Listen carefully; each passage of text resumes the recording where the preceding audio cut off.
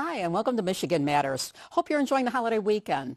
We're going to slow things down a bit as we talk about AI, artificial intelligence, which is gaining ground in the classroom and workplace at lightning speed. What does it mean to you and your family? We have three leaders at the forefront with us to talk about it and put it in perspective. Then the roundtable's here to talk about politics, civility in politics, and the road ahead. It's a show about AI, civility, and politics. Let's get started. From CBS Detroit, this is Michigan Matters with Cain. And we're so pleased to welcome Dr. Tarek Sobh, who's president of Lawrence Tech University, Jennifer Llewellyn, the director of Oakland County Michigan Works, and Carl Daubman, who was the provost at LTU. Good morning. Great to have you guys with us. Good morning. There's so much to talk about when we talk about AI, but before we dive in, President Sobh, since you and I were together last on the show, Governor Whitmer appointed you to the board of the Michigan Education Trust, where you represent private colleges. You also took over as president of the very prestigious Association of Independent Technology Universities, which includes LTU and MIT. Congrats. Thank you. It's an honor, for both things. Well, your resume is growing here by leaps and bounds here. Well, speaking of growing and things changing, let's talk about AI. You're president of LTU. Technology is its background. Your view of AI, is it something to be embraced? And you understand there's a lot of people who fear it. So how do you view it? I don't think it should be feared. This is very, very exciting time, really. Again, this is not incredibly much more different when computers were invented or the internet, came on board, or even when the calculator started being used in high schools. But of course, the implications are magnificent, in my opinion.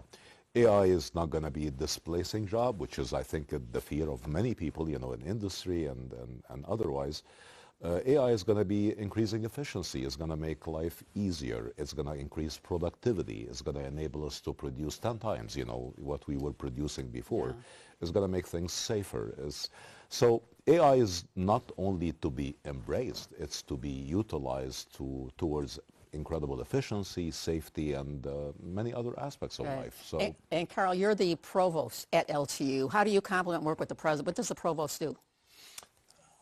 You were going to start with a hard question. That's it. Next, we'll get your thing on what we should do about the Middle East peace process. Right. No, it's an exciting time. I think we're looking at AI from a creative perspective, right? I'm trained as an architect, and so we've been embracing that from the beginning. How do we think about new designs? How do we look at those things?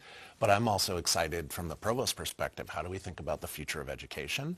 And also, how do we think about the future of a university? And how do we use AI to think about the connection between all of these things from an HR perspective, and how do we hire, and how do we identify adjuncts, and how do we work with our alumni, and how does that impact the it seems like it's changing so quickly here. And Jennifer, you work at Oakland County Michigan Works, which is sort of like economic development and helping retrain, right? Yes. Michigan Works is the main organization in the state of Michigan that provides workforce development services to both businesses and job seekers. Right. So this is a really unique time to...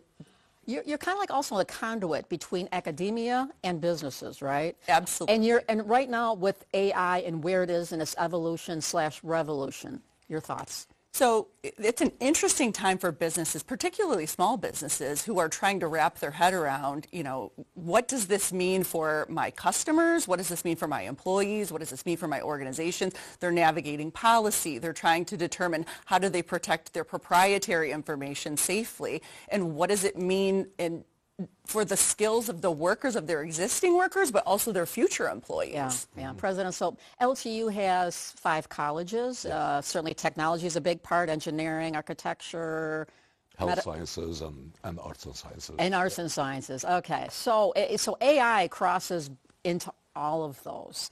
How revolutionary is it in terms of programs and how you're teaching in the classroom kind of things? So we really never think of AI as a standalone program or a standalone, degree, for example. AI is literally embedded in everything that we do. If we're talking about, for example, the College of Business, within every single discipline with that college, whether it's analytics or cybersecurity or project management or accounting, we embed the usage of AI in the curriculum so students can graduate with these type of skills that enables them to be much more productive and technology oriented upon graduation. Even in health sciences, we train our students on the usage of AI to decipher MRIs and CAT scans and X-rays and do automatic diagnosis. Even guiding robotic surgery and robotic surgery devices, for example. Yeah. So, and of course, as I'm sure Carl would say, our College of Architecture has embraced AI for probably more than 10 years, I would imagine, or close to 10 years, using AI to help with the design of buildings and using AI. It's pretty much everywhere. It's incredible. And actually, in our case, we're kind of lucky because, as you know, AI became quote-unquote mainstream maybe 3-4 years ago. Yeah. In our case, we've been working on defining algorithms for AI and embedding it in the curriculum and in our research endeavors forever as a technological university of eminence. And I know there's a lot more, too, that we're going to be talking about here. But you know what? We need to take a quick break here. We'll be back with more Michigan Matters after this timeout.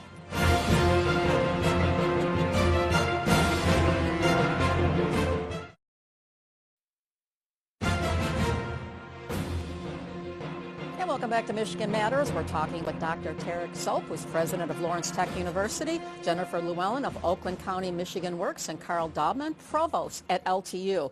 Talking about AI, something we all need to know more about. And Jennifer, you and I were just talking offline here before we started this about AI and how it's massively changed things. And you had a quick story about your parents or your grandparents. Yeah, my parents.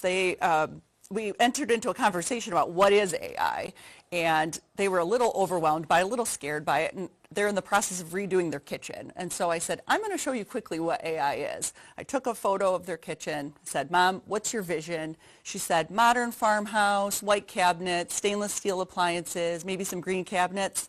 Typed it into ChatGPT, uploaded the photo. Within 3 minutes, we had a beautifully designed new kitchen. That's the positive upside of it. But we keep hearing here, Carl, about jobs being lost and things because, as President Sobh was pointing out, being done quicker, you're making things and manufacturing things and robotics and everything like that, that jobs are going to be lost. So if I were to say to you, someone watching this, they're a parent, they're a grandparent, a neighbor of a young person looking to the future, what 2 or 3 fields would you say these are going to be probably pretty bulletproof going forward?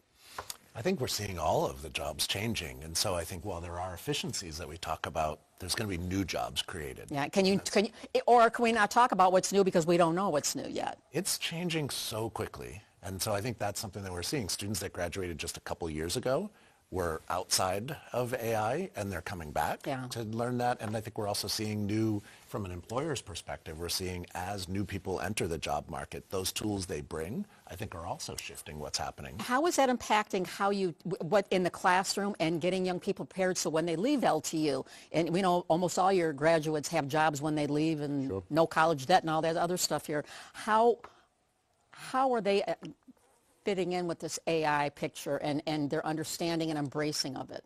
We're very well positioned. But again, as I always say, we're training our students for job titles that don't even exist. And we also realize that 70% of the content that we are dispensing in the classroom is probably going to be obsolete a year down the line after they leave LTU. So our emphasis is always on the skills, making sure that they are skilled in the usage of AI so they can learn on their own after graduation, new applications and new venues in which they can apply these AI skills, whether it's programming skill, whether it's skills within the area of automation, whether it's skills in the area of autonomous systems or robotics. I call it the AAA. That's what's changing really the world. Artificial intelligence, autonomous systems and autonomy, and automation. These are the 3 skills that we emphasize in every curriculum, in every degree program, in every college. Is there still a need for, with what's being done and the revolution taking place in the classroom right now, is there a need for a college degree? Or is trade school a better option or a more efficient option? I think the line is thinning between these quote-unquote options. There is a need for skills. Skills can be dispensed via degrees. They can be dispensed via micro-credentials. They can be dispensed via boot camps. They can be dispensed via technology-infused trade school programming. And the important thing is having seamless pathways between these options so people can keep upgrading their skills from one to the other as they progress in their career. And we try to provide that. Can I add one Sure, thing to sure. that too, though? Is that being human is still important. And so those people that are afraid of Thank you, AI, Jesus, for that. and so We're all going to be obsolete a here. college degree, it's Yeah. also those soft skills. How do you interact in a classroom? Yep. How do you interact with a faculty member? How do you socialize with one another? And this is one of the things that we see under threat these days. Those people that are going to succeed in the job market are those that have human I'm going to bring Jennifer real quickly here. So when it comes to employers, what you're hearing from them, and I know you have, one of the things you do is you help maybe mid-level people who have been displaced from whatever reason here get retrained. What is the one or two skills they need to learn to be able to become job ready in the future? AI skills and interpersonal skills. To Carl's What does point, that mean? What does that mean?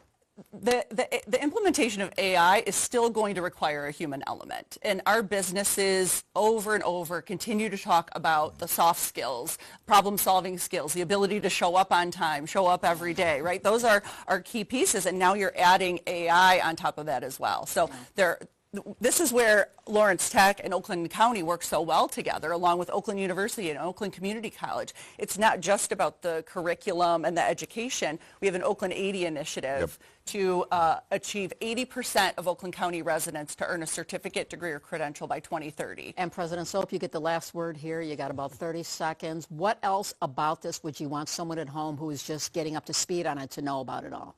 There is nothing to be afraid of. AI is to be embraced. Jennifer called the skills that should complement AI soft skills. They are actually professional skills, right? I agree, yes. And they are, as Carl mentioned, incredibly important in addition to the technological skills, whether it's team leading skill, presentation skills, analytical skills, writing skills, leadership skills, and such. In a place like Lawrence Tech, and where we hope to see higher education and education in general going, there should be incredible emphasis on theory and practice, getting people to actually work and do things while they're studying, in addition to professional education, interdisciplinarity, and technology. And one or two classes you have that specializes in AI. What are the classes, just real quick? I mean, we have programs in AI, but we're seeing the infusion. We've embraced it. We're a technological university. So through all the We're classes. seeing it through all of the classes. There we go. Freshman level to graduate level. Fascinating conversation, and it sounds like something that you need to just continually keep learning here. Yep. Thank you so much for being here. Appreciate it. We'll regroup later, talk about this again. This is just an interesting, riveting conversation. All right. And keep it right here, and we're going to be having the roundtable back to talk about politics. We're going to ask about AI there, too, in those ads. Keep it right here.